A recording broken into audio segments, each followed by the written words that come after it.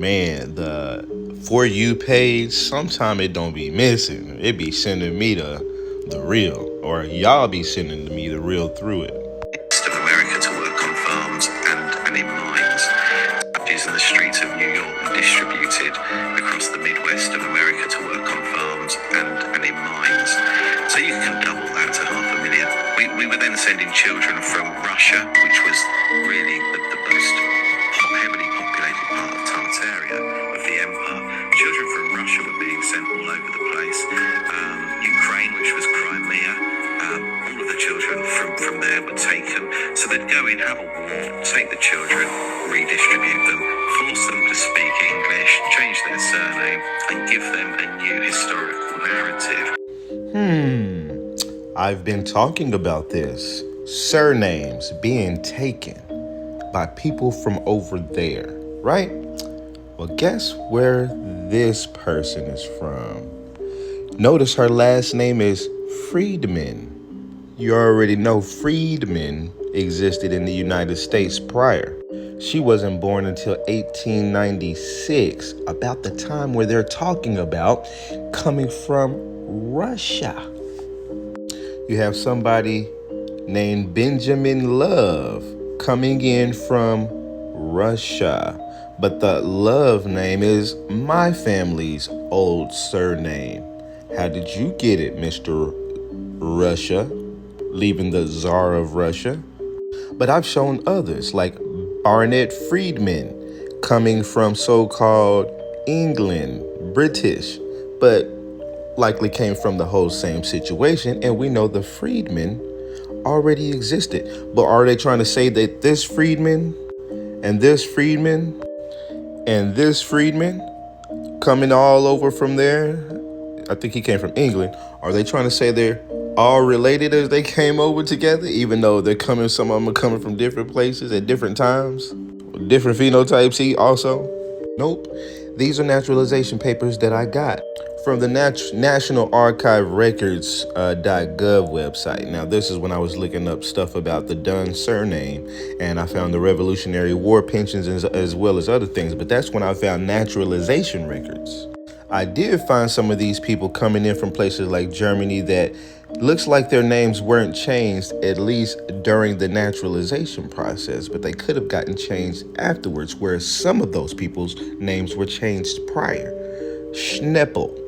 That sounds like he looks like a Schneppel, okay, from Germany. Or Miss Bruzois or something like that, coming from Lithuania in the 1900s. She was born in 1894, I'm sorry, so 1900s. 1916, coming into New York City. But I've already done a long video about surname changes. This helps to back it. Let's go back to the men talking. English, change their surname, and give them a new historical narrative.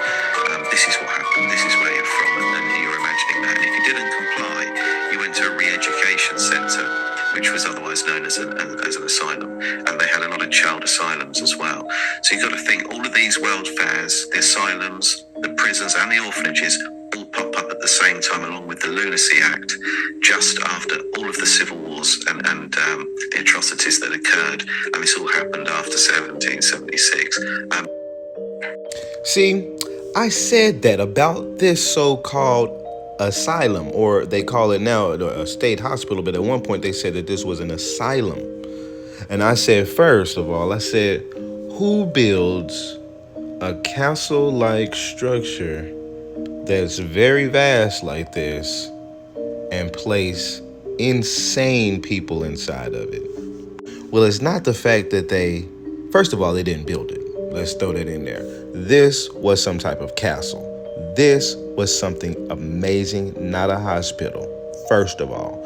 Second of all, instead of it being an asylum, after it got taken over by these so-called YTs, I don't want to call them so-called calls, but whatever.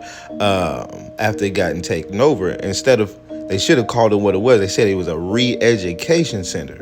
Now it makes sense to know that an asylum was a re-education center. The fact that you would put them up somewhere nice where they will all have their own rooms as they go to school every day to be re-educated, not having their own rooms to be locked away from the public because they're insane.